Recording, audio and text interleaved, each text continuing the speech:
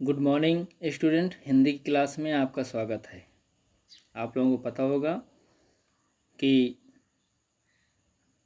हम लोग जो है सुमित्रा नंदन पंत द्वारा रचित नौका विहार पढ़ चुके हैं।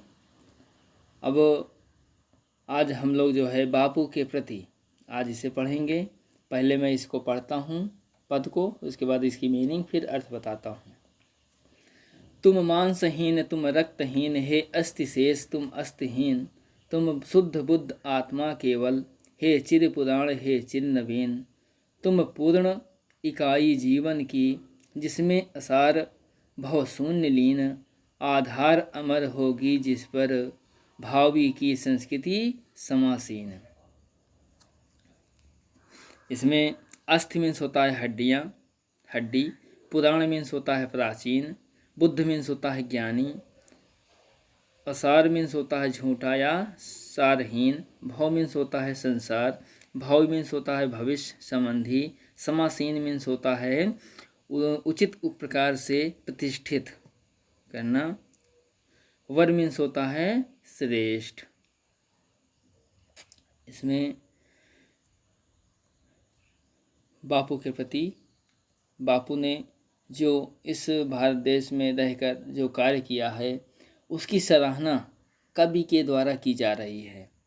कवि जो है उनकी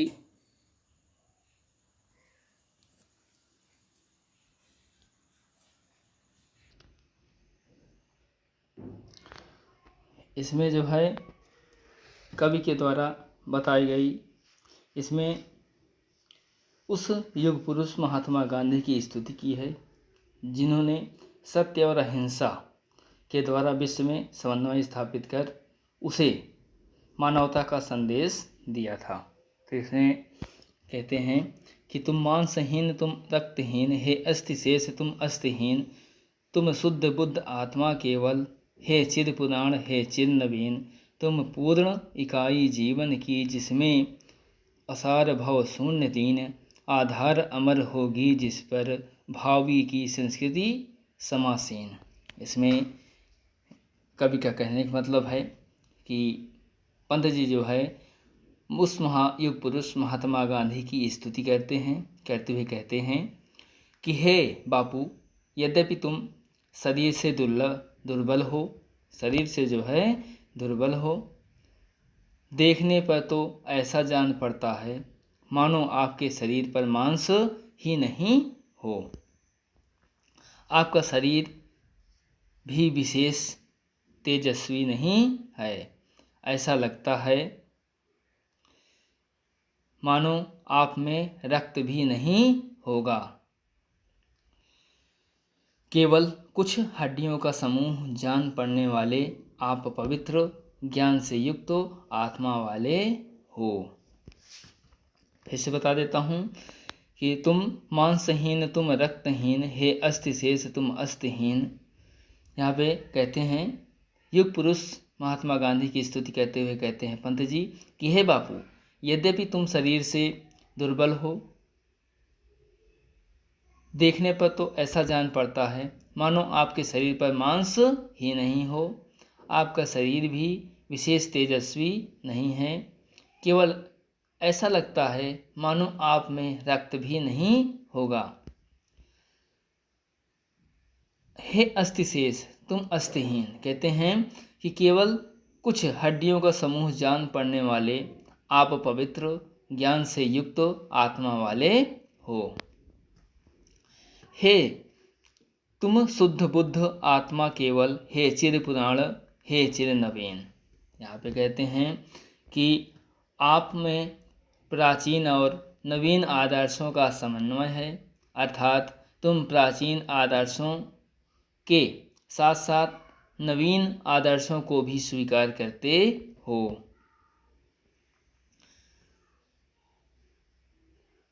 जिसमें असार भव शून्य लीन, आधार अमर होगी जिस पर, भावी की संस्कृति समासीन। यहाँ पे कहते हैं कि हे बापू, आप में जीवन की वह पूर्णता है जिसमें विश्व की समस्त असारता लीन हो जाएगी।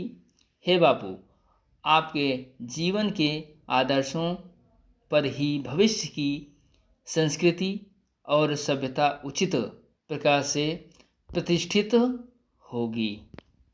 समासीन मतलब होता है प्रतिष्ठित होना। अब अगला पढ़ता हूँ। तुम मांस तुम ही हो, रक्त अस्थि निर्मित जिनसे नवयुग का तन। तुम धन्य तुम्हारा निस्व त्याग, है विश्व भोग का वर साधन। इस भस्म काम तन की रज से, जग पूर्ण काम नव जग जीवन। बीनेगा सत्य अहिंसा के, ताने बानों से मानवपन। यहाँ पे जो है कवि फिर बापू के प्रति ही कह रहा है कि तुम मांस तुम ही हो, रक्त अस्थि। कहते हैं कि जिस प्रकार मांस, रक्त तथा हड्डियों से शरीर का निर्माण होता है, जिस प्रकार तुम मांस तुम ही हो, रक्त अस्थि निर्मित जिनसे न युग का तन। कहते हैं कि जिस प्रकार मांस, रक्त तथा हड्डियों से शरीर का निर्माण होता है, उसी प्रकार हे बापू, कहते हैं कि उसी प्रकार हे बापू तुम्हारे सद आदर्शों से नवयुग का निर्माण होगा। तुम धन्य तुम्हारा निस्वार्थ त्याग, है विश्व भोग का वर साधन। यहाँ पे कहते हैं कि तुम और तुम्हारा स्वार्थ रहित त्याग भी धन्य है। तुम्हारा निस्वार्थ भावना से किया गया त्याग ही मानव जाति के कल्याण का कारण बनेगा। तात्पर्य यह है कि तुमने अपनी समस्त व्यक्तिगत कामनाओं को त्याग कर भारत को स्वतंत्र कराकर भारतवासियों को स्वतंत्रता रूपी अनमोल भेंट प्रदान की है। इस भस्म काम तन की रज से, जग पूर्ण काम नौ जग जीवन। कहते हैं कि हे बापू, आप में जीवन की वह पूर्णता है कि यह नवीन जगत अब निम्न प्रवृत्तियों को त्याग कर सत्य और अहिंसा रूपी धागों से मानवता का नया इतिहास बनाएगा। बीनेगा सत्य अहिंसा के, ताने बानों से मानव जीवन। इसमें कहते हैं कि जिस प्रकार ताने बाने के योग से सुंदर वस्त्र बनाकर तैयार हो जाता है, उसी प्रकार आपके द्वारा निर्धारित सत्य और अहिंसा रूपी धागों से मानव जीवन सुखी और समृद्ध बन जा सकेगा। इसको फिर से बता देता हूँ कि तुम मांस तुम ही हो, रक्त अस्थि निर्मित जिनसे नवयुग का तन। कहते हैं यहाँ पे कवि कह रहा है कि जिस प्रकार मांस, रक्त तथा हड्डियों से शरीर का निर्माण होता है, उसी प्रकार हे बापू तुम्हारे सद आदर्शों से नवयुग का निर्माण होगा। तुम धन्य तुम्हारा निस्वार्थ त्याग, है विश्व भोग का वर साधन। कहते हैं कि तुम्हारा निस्वार्थ भावना से किया गया त्याग ही मानव जाति के कल्याण का कारण बनेगा।